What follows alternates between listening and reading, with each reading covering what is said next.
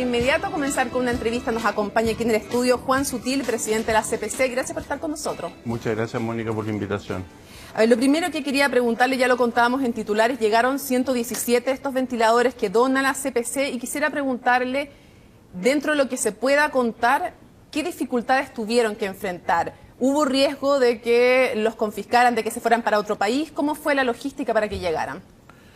Bueno, fue bastante compleja y en algunos minutos incluso casi angustiante. Primero, ya tenemos, Mónica, 487 ventiladores comprados y estamos negociando los últimos 13 para cumplir la meta de 500. Nuestra meta de la Confederación fue donar 400 y dadas las circunstancias subimos en 100 más. Ahora, tiene complejidades porque cuando tú miras hoy la película, la miras con cierto nivel de tranquilidad, pero cuando estábamos comprando estos ventiladores, veíamos los videos de Italia, cuando había en el servicio de salud que tomar decisiones a quién vivía o quién moría. Claro, quién se atendía y quién no. Y en ese momento estábamos negociando, y en ese momento había una presión muy grande, y eso pasaba en España también. Y cuando tú estás negociando para ti o tu familia o para tu empresa, es muy distinto que negociar para 19 millones de chilenos. Y ahí tuvimos que caer en situaciones tan increíbles como tener que ir al Banco de Chile a sacarle una filmación a la cuenta corriente de la Confederación para demostrarle a ese intermediario que la Confederación tenía recursos. O bien había que pagar una seña para poder ir a verlo, pero la persona tampoco quería después que uno los viera porque podía correr el riesgo que fueran confiscados. Acuérdate que el gobierno chino, al igual que el gobierno americano, confiscaron la industria productora de equipos médicos. Entonces, el gran riesgo era dónde acopiarlo, cómo negociarlo. ¿Están en la embajada chilena? Sí. Ahí están todos. Sí. Y ya están. Sí. Y hay una pregunta. El pobre embajador ya tiene una pura pieza, porque todo el resto sacaron los muebles. Y hay una pregunta, una vez que están comprados, ¿están seguros que llegan a Chile o también el proceso de traerlo puede ser complicado? Bueno, China es un país que tiene un régimen político único, comunista, y tiene decisiones que muchas veces son de alguna forma dictatoriales, ¿no es cierto? Entonces, eso es un riesgo. Ahora, y es por eso que definimos que era importante guardarlos en la embajada. De esa manera nos podíamos proteger. Y de la embajada es necesario obviamente tener la consideración o la autorización de las autoridades, y en eso quiero destacar al embajador Schmidt, porque él tiene buen manejo, buena capacidad y ha logrado de esa manera llegar con los ventiladores a puerto o al aeropuerto. Y también hay un muy buen manejo de parte de Cancillería para permitir que el avión, igual que Defensa... ¿Y esto no se hace en conjunto con el gobierno chino? ¿Las gestiones ustedes no las hacen con el gobierno chino para que haya seguridad de que puedan llegar? Por supuesto, en el caso del despegue del avión, fue el avión de la Fuerza Aérea, por supuesto que ahí hay una participación de la Fuerza Aérea, del Ministro de Defensa, del Ministro de Relaciones Exteriores, y hay una relación coordinada, y eso ha permitido que los ventiladores estén acá. ¿Y cuándo llegan los últimos? ¿Cuál va a ser la última fecha que tienen planificado que llegan y que ya hay 500 en Chile? Nosotros ya tenemos en el aeropuerto de Beijing 144. Adicionales. Están listos. Ya. Por ejemplo, no pudimos embarcar en este vuelo 25, de los cuales tampoco cabían todos en el avión, por un error operativo, porque esos los compramos a la Embajada de Marruecos. Ya. Y esos ventiladores tenían todos sus papeles perfectos, sin embargo, faltaba un timbre que decía Marruecos, y ese timbre nos demorábamos 24 horas. ¿Todo viene en avión dispatch? Eso va a depender de la logística que en este caso la maneja el gobierno de Chile. Y para ir a otro tema, ¿Los 500 más o menos cuándo terminan de llegar? ¿Una estimación? Yo estimo que vamos a tener los últimos a finales de mayo. Ahora, la buena noticia también finales de mayo, ya, ahí estarían los 500. que va a haber a partir de los próximos días también vuelos regulares de LAN y probablemente vamos a poder, si llegan a Beijing, poderlos traer por ahí. Porque también tuvimos la oportunidad de transportarlos a Shanghái, pero son más de 1000 kilómetros. Dijimos 1000 kilómetros en un camión es un riesgo muy grande. Entonces, mejor dejémoslos bien guardados, bien atesorados, o aunque el embajador esté durmiendo en su propia cama nomás. Quiero llevarlo a otro tema. Mande. Al tema de la repartición de utilidades en medio de esta crisis económica. Han habido distintas realidades en distintas empresas. Algunas, bueno, una que decidió no repartir utilidades, otras que han repartido el mínimo, que es 30% cuando no hay unanimidad de postergar o no entregar utilidades, y otras como Cencosud que decidieron repartir el 80% de sus utilidades, pero se agregan el caso de Cencosud y otras empresas que a la vez se han acogido a la Ley de Protección del Empleo. ¿Qué le parece a usted como señal que se repartan utilidades cuando por otra parte se dice no hay dinero para pagarle los sueldos a los trabajadores? A ver, primero hay que entender el contexto.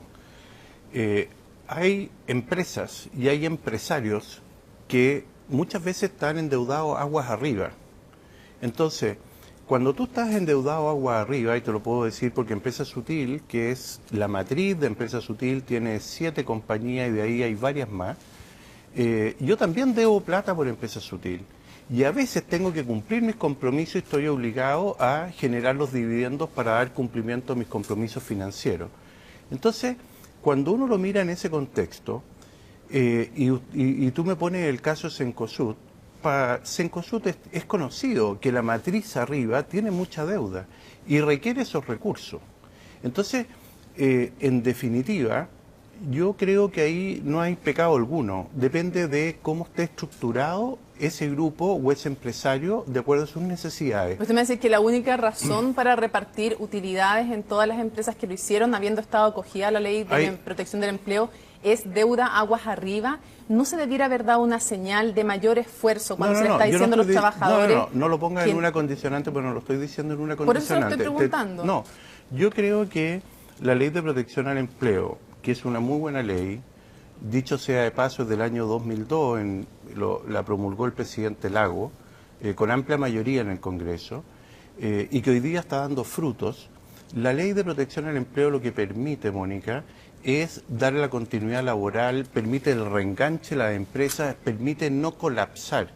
Si nosotros no tuviéramos ese mecanismo, como si no tuviéramos la ley del teletrabajo, tú has trabajado en teletrabajo, yo he estado trabajando en teletrabajo, probablemente la economía podría colapsar más. Entonces, yo creo que la Ley de Protección al Empleo, más que buscar si hay ciertas culpabilidades, yo creo que hay que mirarla en el contexto general. Y el contexto general es que eso le permite a la empresa su continuidad. E incluso más, hay otras empresas que han negociado directamente con su gente, sus sindicatos, como el caso LAN, Sky, y hay otras más. ¿Por qué? Porque es muy importante entender que cuando se caen los flujos y cuando los chicos, medianos o grandes pueden colapsar, yo creo que al final todas las medidas que sean de protección del trabajo, del trabajador... Es que yo no le estoy cuestionando la Ley de Protección del Empleo, que se entiende en qué contexto se está usando. Lo que le estoy preguntando es la paradoja de usar la Ley de Protección del Empleo y decir, en este momento no tenemos posibilidad de pagarle a nuestros trabajadores, pero sí se reparten utilidades. Porque hay empresas que, acogiéndose a la Ley de Protección del Empleo, hacen el esfuerzo y dicen vamos a dar una señal de austeridad y no repartimos utilidades. La otra alternativa es que agua arriba la empresa colapse y también puede quebrar. Entonces, no hay yo no le buscaría... Pero todo el fondo de la repartición de utilidades va aguas arriba porque hay más accionistas. Está bien, pero no solamente aguas arriba. Está bien, pero tú no puedes hacer un doble clic en términos, a mi juicio, negativos. Yo creo que hay que mirarlo en términos del conjunto del sistema. Y en el conjunto del sistema, incluso hay un banco que también dio el 100% de sus utilidades. Pero si tú miras lo que pasa con los controladores, si no hubieran hecho ese dividendo, espérame un segundo, probablemente hubieran tenido un default con sus acreedores. Entonces lo llevo a otro ejemplo que tiene que ver también con la Ley de Protección del Empleo, que es la decisión de no pagar entonces los sueldos a los trabajadores, acogerse a la Ley de Protección del Empleo, pero pagarle a los directores de las empresas. El gobierno le había pedido una señal también a las empresas. ¿Cuál esperaría usted que fuera esa señal? Desde el punto de vista legal, es legal. Pueden hacerlo, nadie está diciendo que sea ilegal. No, pueden hacerlo. Pueden acogerse a la Ley de Protección del Empleo y pagarles a los directores sus rentas, no pagarle a los trabajadores. Ahí ya no está el problema que usted me decía, aguas arriba las deudas. ¿Cuál debería ser la señal de las empresas? ¿Tiene lógica? Y desde el punto de vista también ético, desde la señal, desde la solidaridad a la que se ha llamado, no pagarle a los trabajadores y sí pagarle a los directores de la empresa. Un segundo. Yo conozco muchas empresas que no han pagado a sus directores. Por eso le pregunto. Esperamos un segundo. Y conozco muchas empresas que también le han dejado de pagar una parte o han restringido. Y hay otras que lo han pagado y han seguido cumpliendo con sus deberes con sus colaboradores y trabajadores.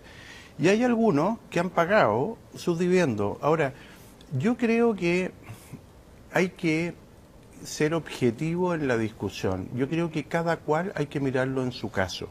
Esto mismo puede pasar en tu profesión, puede pasar en los médicos, también hay médicos que emiten licencia en forma descarada y le roban. Todo eso es malo, me imagino. Está bien, todo eso es malo. Ya. Entonces yo digo, no nos quedemos quizás con un ejemplo que ni siquiera sabemos si es bueno o es malo. No, es que por si no quiero entrar a un ejemplo. Quiero como principio preguntarle qué piensa el líder de la CPC respecto de, ya me dijo usted, respecto a las utilidades. Vamos al otro caso. Cuando se acogen a la Ley de Protección del Empleo y no le pagan a los trabajadores porque dicen que no hay fondo y para los directores sí les siguen pagando, los que toman esa actitud. Quizás en ese caso puede ser imprudente, pero habría que mirar el caso en profundidad. ¿Qué podría justificar no pagarle a los trabajadores y sí pagarle a los directores de la empresa? Es que me estás poniendo en un caso de no pagarle a los trabajadores y sí pagarle a otros. Sí, en ese caso, porque si le pagan a los dos, yo no conozco un caso así. Entonces, ninguno. Yo por lo menos no tengo conocimiento. Y si se diera un caso así, ¿qué le parecería? Imprudente, decía usted. Yo creo que puede ser imprudente. ¿Por qué? Porque yo creo que uno tiene que dar señales. Y tiene que dar señales, y tú misma lo dijiste con tus propias palabras, hay señales de austeridad o hay señales de conducción. Y creo yo que hay que ser en ese aspecto solidario y prudente. Estamos en plena crisis y en esa crisis yo creo que tenemos que actuar de esa forma. ¿Qué le parece esta norma que puso Dinamarca que decía ninguna empresa que reciba ayuda del Estado, en el contexto de esta crisis estamos hablando, puede tener fondos en paraísos fiscales? Bueno, habla mal de Dinamarca, ¿Por qué? Porque quiere decir que tiene mucha gente que puede tener fondos en paraísos fiscales. Me extraña que una economía tan desarrollada como Dinamarca y empresarios quizás tan distinguidos ocurra una cosa así. Porque usted tiene un mal juicio entonces de los paraísos fiscales. Yo creo que el paraíso fiscal en algunos casos se puede justificar. Hay incluso empresas del Estado que tienen fondos en paraísos fiscales para poder hacer sus transacciones. Pero yo creo que en ese caso lo que nosotros tenemos que hacer los empresarios es una cosa distinta. Nosotros tenemos que usar nuestras reservas, aquellas que las tiene o las tenemos, enfrentar esta emergencia con un sentido de responsabilidad, especialmente en la salud de nuestros trabajadoras y trabajadores, especialmente en la continuidad laboral de nuestros colaboradores y especialmente en la continuidad operativa de la empresa, que es lo más importante, Mónica, porque si nosotros no le damos continuidad a la economía, especialmente, como dice el presidente, con un retorno seguro, lo que puede pasar es que tengamos una situación muchísimo más grave, y no se te olvide, y no sé si viste el New York Times de esta semana, que dice que en el mundo, después de esta pandemia, van a volver 1.000 millones de personas a la pobreza. Sí, no, y vi el informe también de la CEPAL que habla de 29 millones de pobres en América Latina, pero quiero justamente ir al punto que usted tocaba. El tema de la salud de los trabajadores, se habla del retorno seguro. ¿Cree usted que las empresas, para este llamado retorno seguro, debieran implementar una política de testeo a sus trabajadores y con cargo a quién? ¿Debieran las empresas decir, a ver, estos trabajadores son estratégicos, necesitamos que vuelvan, pero queremos que sean en forma segura, los vamos a estar testeando? ¿Quién paga eso? ¿Con cargo a quién? ¿Debería ser una estrategia esa? Por supuesto que es importante. Nosotros hicimos una donación que llegó esta semana de 200.000 reactivos para PCR, que son fundamentales precisamente. Hoy día en Chile se están haciendo 9.000 exámenes diarios. Con esto vamos a tener prácticamente para más de 20 días, quizás para el mes de mayo. Y es una inversión importante. La inversión fueron del orden de 3.500 millones de pesos. Y eran un par de pallets nomás. Y por otro lado, mañana llegan los primeros 100.000 test rápidos. Y comprometimos 700.000. Al principio era 1 millón, pero el gobierno prefirió los reactivos esa PCR. división, entiendo. Esa división. E incluso eso vale varias veces lo que valen los otros. Sin embargo, yo creo que es fundamental. ¿Por qué? Pero para entenderlo bien, o sea, usted me dice que está de acuerdo en que hay que hacerle testeo a los trabajadores que vayan volviendo. Yo creo que hay que hacerle testeo no solo a los trabajadores, sino que a toda la población, por una razón muy simple. Porque una persona joven como tú, que tiene... Tanto, pero ya. No, yo creo que estás bien, muy joven. ¿Ya? Y que tiene la enfermedad asintomática, que no se dio cuenta, o incluso no la tuvo asintomática y estuvo enfermo, pero es joven, no tiene prevalencia de ninguna naturaleza, esa persona es capaz de generar anticuerpos positivos que suman al conjunto. Entiendo. Y eso es muy importante. Ya, pero ¿le parece entonces adecuada esta estrategia de testeo? Pero quiero saber si le parece que sería importante en el plano laboral hacer un testeo intensivo para ir retornando con esa seguridad. Yo creo que eso le da mucha seguridad no solo a la gente. Y te voy a decir más. Yo he recorrido Chile y he recorrido empresas nuestras y de terceros. Y hay una particularidad que es muy importante. Hay muchas veces, por no decir casi todas, que tú conversas con los trabajadores y muchas veces te dicen, yo me siento más segura en la empresa que afuera de la empresa. Y por una razón muy simple, por todas las medidas de seguridad que se han tomado, todos los protocolos, bueno, claro, depende todos los de la protocolos. Empresa. No, pero en general, te estoy hablando en general. Todos los protocolos de seguridad, todos los cambios, e incluso más, acordamos hace una semana atrás, cuando se discutió con el presidente presente el retorno seguro, la importancia que las empresas fueran validadas y certificadas por las mutuales, ya sea la Asociación Chilena de Seguridad o claro, para garantizar ciertos estándares. ¿Para qué? Para darle nuevamente Señor seguridad a los trabajadores y trabajadoras para que puedan retornar con tranquilidad. Primera vez que converso con usted en una entrevista y no puedo dejar de preguntarle esto. Durante el estallido social, usted como empresario decidió retirar los auspicios a CNN Chile por discrepancias con la línea editorial. Y también en la carta que se hizo pública dijo que ojalá muchos empresarios más siguieran el ejemplo. Muchos dicen que eso les sirvió para posicionarse después en la elección de la CPC y interpretar a un sector de los empresarios.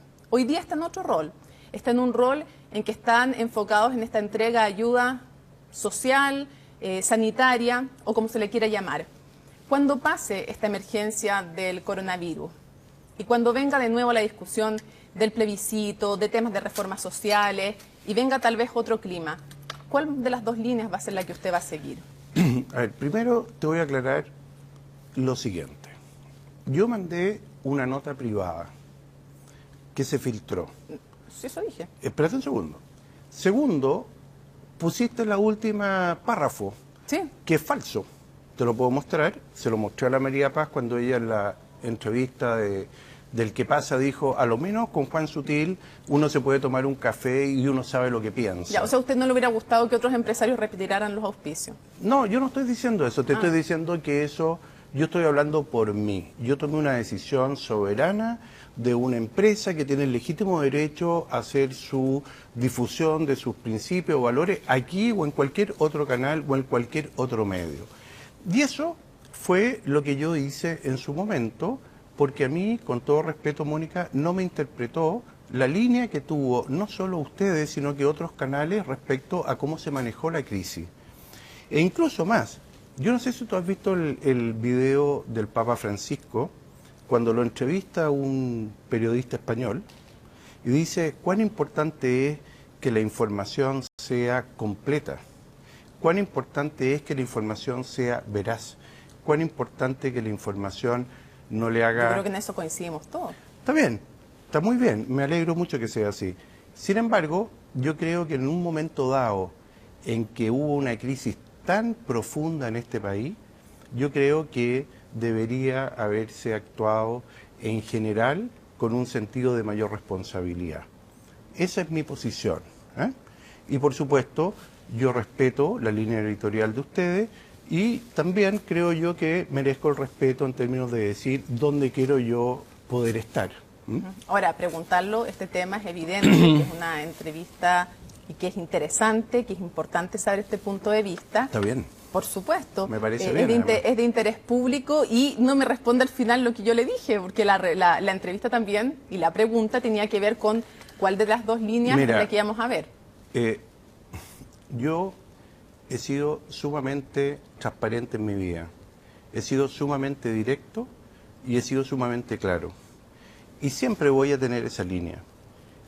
Y siendo hoy día presidente de la CPC, creo que es muy importante que así sea. Y te voy a decir más.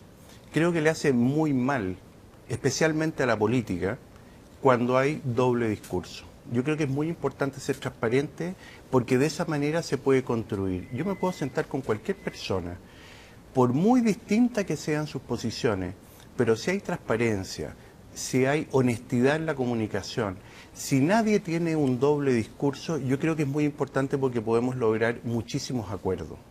Entonces, y si hay, me imagino, también un valor básico en la democracia, que es la libertad de expresión y la libertad y la independencia editorial. Por supuesto, yo la respeto y creo, te digo, Mónica, que es muy importante lo que tú acabas de decir, porque el principio básico que nos tiene que regir es la democracia y el respeto a la institución, a las instituciones del país.